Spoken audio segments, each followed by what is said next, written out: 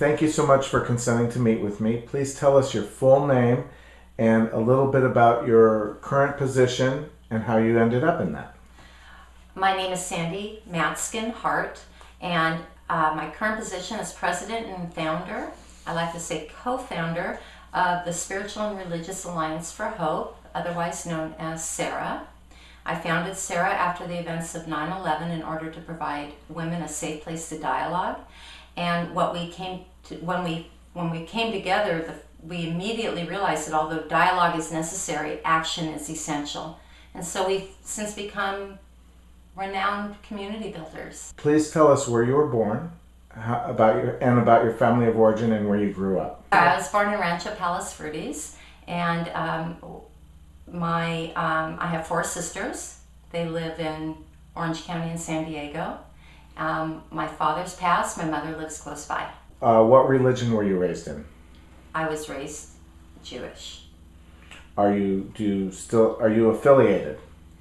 I am not currently affiliated with the synagogue. However, and although my children are raised in a synagogue, I found that I live my Judaism out in the community in my interfaith work. Please tell us the mission of SARA. SARA's mission is to remind women of our biological innate behavior, to protect, to sustain, to preserve our cultures and our faith traditions for the next 7 generations. And we do this through dialogue, educational processes, community service, shared leadership, and horizontal leadership.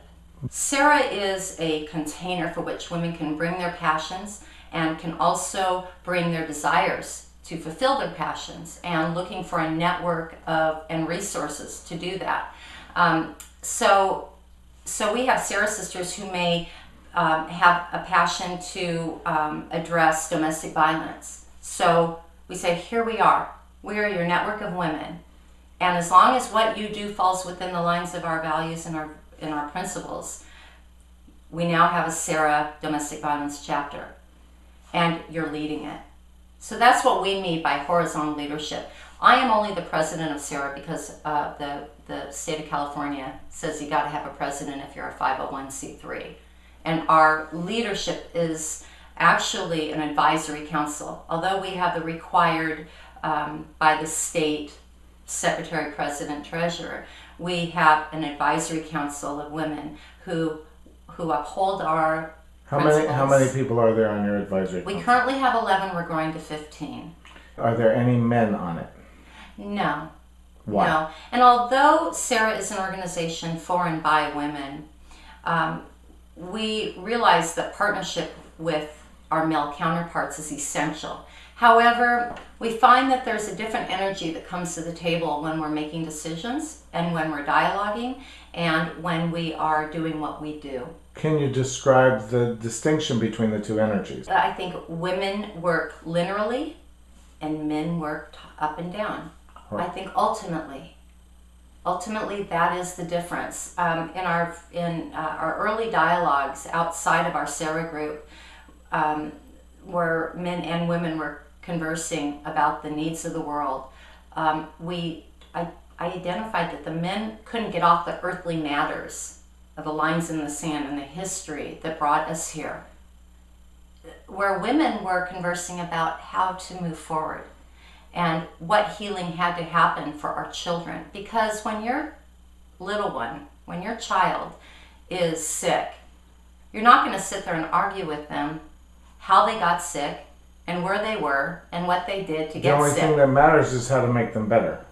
That's all we can do. And frankly, we're running out of time. We have no choice but to move forward and to make things better. If there were a man who had that worldview, could you see him being invited to your board? There are lots of men like yourself who hold that vision and who have those feminine attributes. This isn't a gender thing.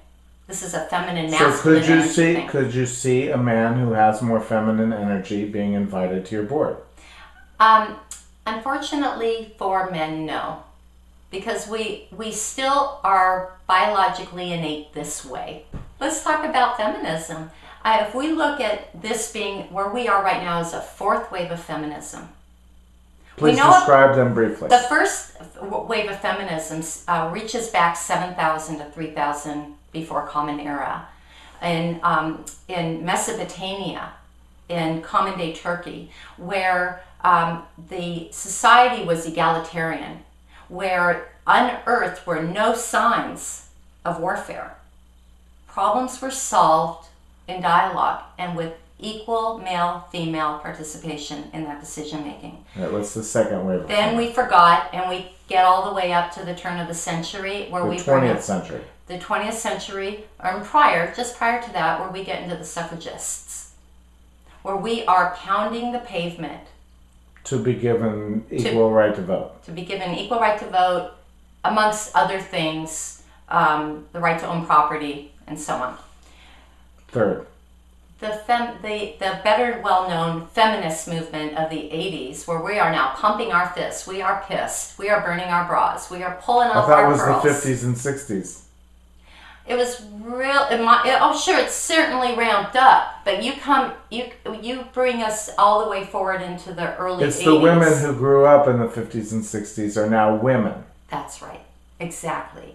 And they are pumping their fists and they're saying, no more toys for the boys. They're mad. They are burning their bras. And then we forgot. And here we are in the turn of the century. And it's about our religious values now. It's about our value system. It's our earth is weeping. Our economy is shattered. Our souls are hurting. And so women once again rise up and address the issue and step forward. And what has been the catalytic force, the activating yeast in all of these movements is war. It's war, it's tension. And no great change comes without great tension. Every great act of change has come with great tension. So 9/11 has been our wake-up call. What is pluralism and why is it important? Pluralism is essential because pluralism says that you be you and I be me. And the God in you honors the God in me and vice versa. Pluralism means that we're not trying to round everybody up and find just our commonalities, but let's honor our diversity too. So we have to learn to get along. You're not going to abandon your value system, and I'm not going to abandon my value system. So I better get to understand who you are if I want to coexist in this world. Because we're at 7 billion people now. We have to share this world with a lot of people. It's getting tight out there. And we need to create a critical mass in this shift that we all feel is underfoot and overhead and running through us. What is the interfaith movement and why should that be important to our viewers? The interfaith movement are people conforming to their higher and their deepest values to make a sustainable change. Talk about how they come together. Talk about the mechanics of it. Let me share with you the United Religions Initiative. Okay. The URI is based in San Francisco, but it's a global effort in 78 countries all around the world. Yeah, 78 countries all around the world. 578 circles of individuals, all autonomous, all unique in why they came together and what they do when they get together, with the commonality that they are all interfaith and conform to these principles and preamble of the United Religions Initiative.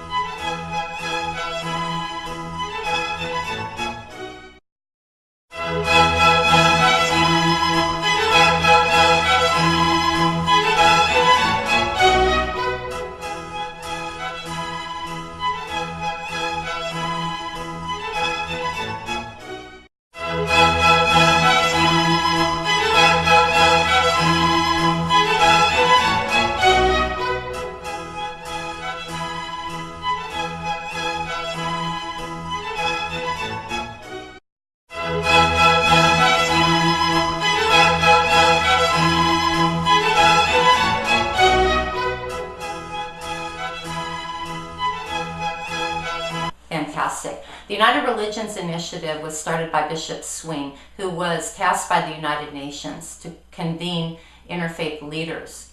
And he went to all the interfaith leaders in the world, and they said, no, this isn't for me or for our tradition. And he realized at that moment that change in interfaith isn't going to happen at the top of religion. It's got to happen at the grassroots level. So he started the URI in an effort to bring together, to network interfaith groups all over the world. Sarah is a cooperation circle of the URI. And it's one of the ones that you mentioned as participating in it. Yes, we participate in many different networks, and the United Religions Initiative has been really a catalytic force in our progress and everything that we do. You got the URI Bose Award. Yes. Please tell us what that is and why you got it. The URI Bose Award was a challenge for cooperation circles within the United Religions Initiative to come up with a project that exemplified the principle, purpose, and preamble of the URI. We actually weren't thinking about starting a new project, but when we found out we could get a sum of money, and now we were challenged $5,000. When we had an opportunity to apply for a $5,000 challenge, we thought, what could we do that we're not already doing? We create experiences through community service, and that's what gets into your fiber of your being. So our Interfaith Weekend of Community Service is about convening our community out into service. And that's what you got the award for. So we won the award, which we got to accept in India, which was a trip to be there, and at the Global Assembly. So we got to connect with more people in the United Religions Initiative. And May 2012 will be our 4th annual Interfaith Weekend of Community Service. We average about 1,000 people in a weekend out to about 100 different service projects. We knew where to get the community service projects, and we knew where to convene the people. We reached out to all the different faith traditions and their congregations. But how are we going to manage everybody? How are we going to put them up in a database? How are we going to, actually orchestrate this daunting task of getting everybody to the right place at the right time, doing the right thing? And somebody recommended an organization to us called somebody recommended an organization to us called Big Sunday. Now, they're a major organization in Los Angeles. They did not have any presence in Orange County. I met with the founder and I said, David Levinson, we got the people. You need the exposure down here in Orange County. You're a rock star in LA, but let's bring you down to Orange County. And he said yes, like David always does. He's such a mensch. He says, no problem, Sandy. What do you need? What does mensch mean? Mensch is a Yiddish word that means fully human. David and Big Sunday made it possible for us to do what we do in Orange County. What is Peace Sunday?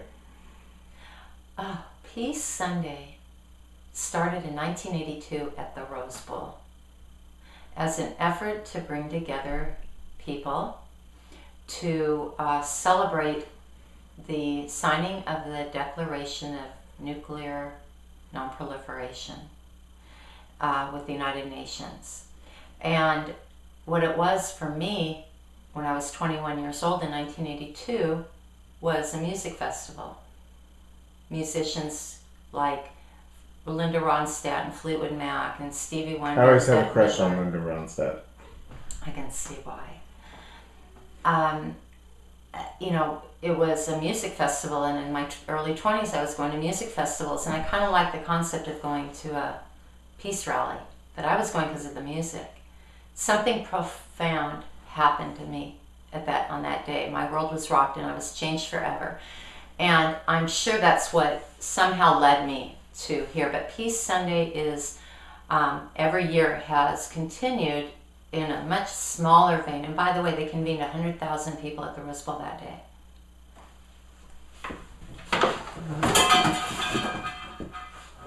This is a picture from the the next day. I was sitting right there. At any rate, so the Peace Sunday comes together and they're all about anti-war stuff.